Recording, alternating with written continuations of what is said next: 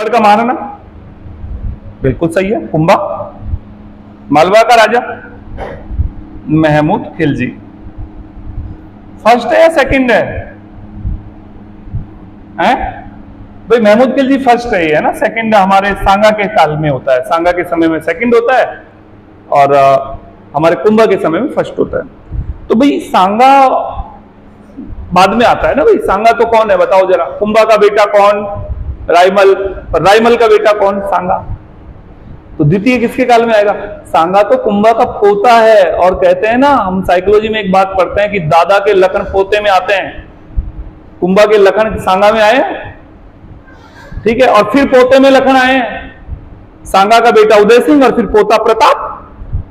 Transfer third पीढ़ी में, right. चलिए तो भाई साहब युद्ध हुआ जबरदस्त सारंगपुर का, मालवा और हमारी सेना के बीच में, मेवाड़ की सेना में युद्ध हुआ।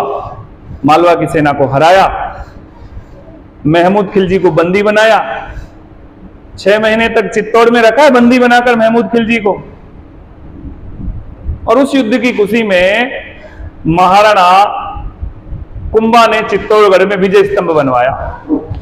तो अब कभी जब भी आपसे पूछा जाए कि आखिर विजय स्तंभ क्यों बनाया गया, तो विजय स्तंभ बनाने के पीछे एक ही बात है भाई, मालवा वाले युद्ध में विजय को प्राप्त होते हैं, सारंगपुर के युद्ध में विजय को प्राप्त होते हैं, और इस युद्ध में विजय श्री को लेकर हमने चित्तौड़गढ़ में विजय स्तंभ बनवाया।